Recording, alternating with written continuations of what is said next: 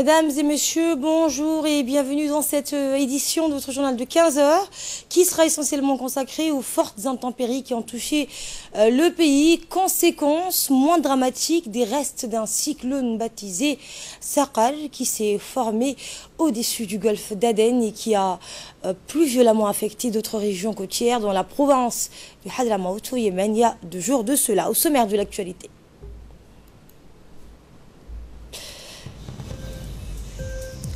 Djibouti donc sous les eaux après des pluies diluviennes hier soir.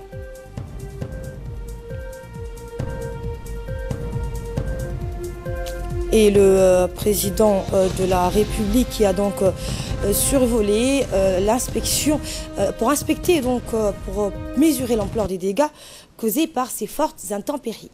Des pluies abondantes, je le disais, accompagnées d'un vent violent et d'orages assourdissants se sont abattus hier soir sur la capitale et le reste du pays. La pluie a continué à tomber de manière drue et sans discontinuer 4 heures durant. Ces intempéries sont les conséquences du cyclone Saqal qui a touché nos côtes alors qu'il a perdu de sa puissance. Il était très suivi et l'alerte ayant été donnée depuis plusieurs jours déjà sur sa formation et sa direction. Des consignes avaient été données aux plaisanciers et aux pêcheurs de ne pas sortir en mer. Une mer houleuse avec des fortes écumes était perceptible depuis la route de la Siesta. Les dommages causés par ces précipitations d'une grande ampleur n'ont pas encore été évalués. On ne déplore pas de pertes humaines, mais de nombreuses zones ont été inondées dans des habitations. Le courant électrique a été coupé, des arbres ont été déracinés, vous les voyez sur les images, et des toitures emportées. Une bonne partie de la capitale est déclarée sinistrée, les voies de communication étant submergées par l'eau et devenant du coup peu praticables. Les quartiers les plus touchés étant Al-Hiba, Angela, le quartier 7 bis et le Djebel. L'oued d'Ambouli est sorti de son lit entraînant une coupure momentanée, la circulation entre Djibouti-Ville et Balbala. Cette situation a bien évidemment perturbé le déroulement normal de la vie courante. Des examens prévus pour les collégiens et lycéens ont été annulés et reportés. Les services de la protection civile sont à pied d'œuvre pour rétablir la communication sur les grands axes de circulation de la capitale. Et pour mesurer l'ampleur des dégâts causés par ces fortes intempéries, le président de la République, Ismaël Omar Guelleh, a survolé tôt ce matin la capitale à bord d'un hélicoptère. Il a voulu constater de visu la situation, apprécier les mesures d'urgence à prendre pour apporter assistance aux populations et voir quelles sont les zones les plus affectées par inondation. Des ordres ont été donnés pour mobiliser les moyens et les hommes pour faire face à cet état de fait. Il a ordonné que soient vite secourues les populations les plus sinistrées, que toutes les mesures nécessaires soient prises pour désengorger la capitale des eaux de pluie et rétablir ainsi la circulation dans les grands axes de communication.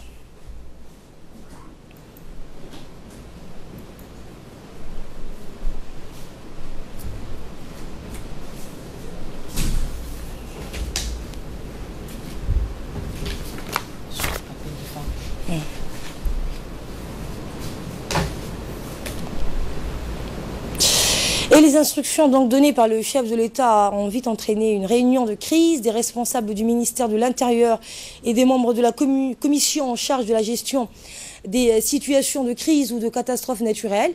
Outre la voirie, l'assainissement, les sapeurs-pompiers, les services des différents autres départements ministériels y sont également concernés, dans ceux de l'équipement et les transports, ceux de l'ONEAD ou de l'EDD.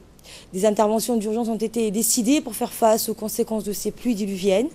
Cette réunion a été présidée par le secrétaire général du ministère de l'Intérieur, Selaj Omar, et a vu la participation du colonel de la protection civile, Mohamed Moussa, du préfet de la ville de Djibouti, Ousmane Belguiré, le secrétaire exécutif de l'ONARS, Hussein Hassan Dalal, et du directeur des risques et des catastrophes, ainsi que les responsables de l'ensemble du système des Nations Unies, par l'intermédiaire de la coordinatrice du PNUD, Barbara Manzi, ainsi que les forces américaines et françaises stationnées à Djibouti. Les parties prenantes à cette réunion ont vivement répondu présent à tout type de secours aux côtés des services concernés face à ce phénomène naturel, notamment sur le plan logistique et technique. Et justement, un premier bilan de ces inondations devrait être rendu public cet après-midi. Lancé d'ores et déjà que la situation dans certains quartiers de la ville reste difficile, sachant que de nombreuses zones de la ville sont inondées. Le nombre des sinistrés exact est encore inconnu, mais beaucoup de Djiboutiens ont dû abandonner leur foyer familial face à la montée des eaux. Ils ont perdu beaucoup de biens. Beaucoup de leurs biens. À noter également qu'un grand embouteillage a été constaté au niveau de l'accès au pont d'Amboli. Ces fortes intempéries ont causé d'importants dégâts matériels. Ils ont failli également coûter la vie aux passagers de 2 pick-up qui avaient voulu franchir les eaux de l'oued d'Amboli en creux. En effet, 2 véhicules pick-up ont été emportés par les eaux de l'oued d'Amboli au niveau de la palmeraie de l'EDD. L'armée de l'air des forces armées djiboutiennes a effectué une opération de sauvetage par hélitreuillage et ont dépêché un hélicoptère Mi-17. Les passagers de 2 véhicules type pick-up avaient été surpris par le débordement de l'oued d'Amboli. Immédiatement alertés, l'armée a procédé à l'hélitreuillage des 2 personnes. Cette opération de sauvetage s'est effectuée avec succès, sans le moindre dommage. Cette action honorable s'inscrit dans le cadre de l'aide à la population civile. Et la situation dans les quartiers après la pluie, les pluies abondantes ont changé la situation dans la capitale où la population est sinistrée en grande majorité. Dans plusieurs quartiers, les familles ont les pieds dans l'eau. Certains ont même déménagé ailleurs. Les eaux ont submergé les principaux axes routiers et la circulation est très difficile pour les automobilistes qui ont du mal à rouler normalement. Les eaux de pluie ont submergé la place Mahmoud Harbi, qui est normalement très animée, mais qui s'est subitement vidée de toute personne. Les commerces étaient fermés, mais pire encore, les guichets des banques étaient fermés au public sans raison apparente jusqu'à la mi-journée, tandis que les voitures de transport en commun reprennent très timidement. Les établissements scolaires sont aussi fermés, mais chose intolérable, l'administration publique est restée quasiment déserte et n'offrant aucun service minimum au public. Il est vrai que de nombreux employés du service public ont été affectés par les inondations et ne se sont pas rendus à leur travail, mais il est impensable que des grandes administrations affichent guichets fermés. La situation est aussi pire à l'intérieur des quartiers. Toutes les rues sont envahies par l'eau qui a débordé dans les maisons dans plusieurs quartiers. Les fosses septiques étant saturé, l'eau stagne et tout cela attend l'intervention des services de l'assainissement qui semblent être débordés. Et même si le soleil est réapparu, selon les prévisions météorologiques, après les premières nuits d'inondation, les prévisions sont plutôt à l'alcamie, mais des pluies intermittentes de moindre intensité sont toujours prévues dans l'après-midi et la soirée. Et de là, nous passons à l'actualité internationale avec Choukri Ali. Bonjour Choukri. Bonjour Asma. Et une boîte noire est retrouvée concernant le crash à Cuba. À Cuba, effectivement, les autorités cubaines ont donc récupéré l'une des 2 boîtes noires du Boeing 737 qui s'est écrasée ce week-end près de l'aéroport de La Havane. 110 personnes en total, dont plusieurs enfants, ont été tués durant ce crash. Mais le bilan pourrait encore s'alourdir. 3 passagers ont survécu, mais se trouvent dans un état très critique. Ces passagères, donc c'est des femmes, elles souffrent de très graves brûlures. La vétusté de Boeing pourrait être à l'origine de cette tragédie, difficile par une compagnie mexicaine, donc affrété par une compagnie mexicaine. L'avion était en service depuis 38 ans. L'appareil avait néanmoins, Asma, subi sa dernière révision en novembre dernier. La direction générale de l'aéronautique civile mexicaine a dépêché une équipe de spécialistes pour assister les autorités cubaines, et l'avionneur américain Boeing a mis sur pied une équipe technique pour répondre aux éventuels besoins de La Havane. Et la Chine annonce avoir trouvé un accord commercial avec les États-Unis. Et oui, un accord commercial donc a été paraphé entre la Chine et les Américains. Washington donc et Pékin ont annoncé ce dimanche avoir trouvé un accord permettant d'éviter une guerre commerciale et d'augmenter les droits de douane respectifs. C'est ce qu'a annoncé donc le vice-premier ministre chinois qui conduisait les négociations pour son pays. La hache de guerre est enterrée donc la Chine et les États-Unis. Les 2 pays ont décidé de renoncer à toute guerre commerciale et à l'augmentation des douanes des droits de douane annoncés par Donald Trump en mars, selon le vice-premier ministre chinois Liu He, cité donc ce dimanche. Les deux parties sont parvenues à un consensus ne s'engageant pas dans une guerre commerciale et n'augmenteront pas les droits de douane respectifs. C'est qu'a indiqué le vice-premier ministre qui a dirigé cette semaine à Washington la délégation chinoise chargée des négociations avec le secrétaire américain au Trésor, Steven Mnuchin. Donc un peu plus tôt, Washington et Pékin avaient dans un communiqué commun fait état d'un consensus sur le fait de prendre des mesures pour réduire de manière significative le déficit des États-Unis sur les échanges de marchandises avec la Chine. Et s'agissant du Festival de Cannes, la Palme d'Or au japonais Koreeda. Et oui, le sujet des enfants maltraités a largement dominé le palmarès de ce 71e Festival des Cannes, remis donc ce samedi par Kate Blanchett, présidente d'un jury majoritairement féminin.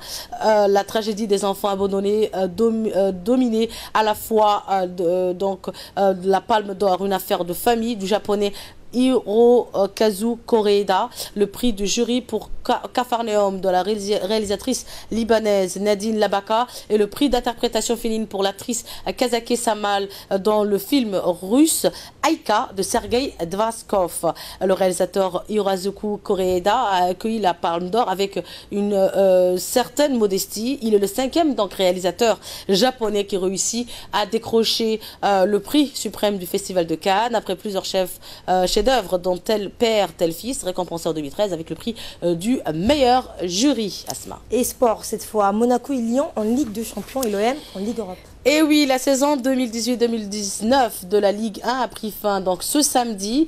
Monaco donc et Lyon joueront la Ligue des Champions. Marseille, Rennes et Bordeaux la Ligue Europa. Metz et Troyes sont officiellement relégués en Ligue 2, tandis que Toulouse passera par les barrages. Le Paris Saint-Germain a beau avoir été sacré champion dès le 15 avril dernier, la fin de la saison 2018-2019 de la Ligue 1, samedi 20 mai, a apporté son lot d'enseignements. Ce sont donc finalement Monaco et Lyon, vainqueurs respectifs de 3, dont 3 buts à 0 et Nice 3 buts à 2, qui complètent le podium et obtiennent leur billet pour la Ligue de Champions, tandis que Marseille termine 4e et jouera donc la Ligue Europa.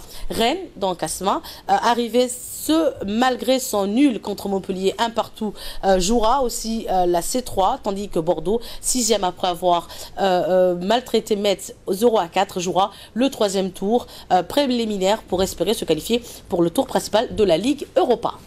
Et pour finir, comme on ne peut pas en parler, le prince Harry et l'ex-actrice américaine Meghan Markle, main dans la main et visiblement unis, émus, se sont unis donc hier à la chapelle Saint-Georges du château de Windsor, sous l'œil du monde entier et dans la liesse populaire. Et oui, Asma, le prince Harry, 33 ans, et l'actrice américaine Meghan Markle, 36 ans, ont échangé leurs vœux pour puis les alliances, les yeux dans les yeux, et souriant avant d'être déclarés mariés par l'archevêque de Canterbury, Justin Welby, le chef spirituel de l'église anglicane anglaise. Donc parmi les invités figuraient donc Asma, le chanteur britannique Elton John, la joueuse de tennis Serena Williams, l'acteur américain George Clooney et son épouse bien sûr Amal, l'ancien international de football anglais David Beckham et son épouse l'ex Spice Girls et styliste Victoria, ainsi que les ex-petites amies de Harry, Chelsea et Davy ont été également conviés à ce mariage princier. Donc un mariage à 100% people et pas très politique, Asma, comme celui de son frère en 2011 et où on pouvait voir le prince de Monaco ou encore le premier ministre anglais de l'époque. En l'absence de son père malade, Meghan Markle, vêtue donc d'une robe blanche, simple et élégante, créée par Claire White pour la maison de couture française Givenchy.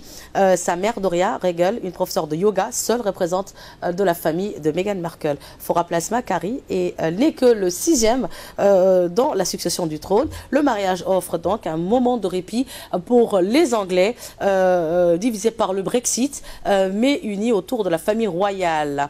Donc ce mariage a été suivi dans dans les 4 coins du monde, notamment dans la ville natale de Los Angeles, et dans la ville natale donc, de la duchesse de Saint-Sex, qui était bien sûr ravie de donner une afro-américaine comme princesse au royaume aux Britanniques plutôt, Asma. Merci Choukri Ali pour ces précisions. On rappelle donc, même si que le soleil est très apparu, mesdames et messieurs, selon les prévisions météorologiques, après les premières nuits d'inondation, les prévisions sont plutôt à l'alcamie, mais des pluies intermittentes de moindre intensité sont toujours prévues dans l'après-midi et dans la soirée. Fin de ce journal, merci à vous de l'avoir suivi.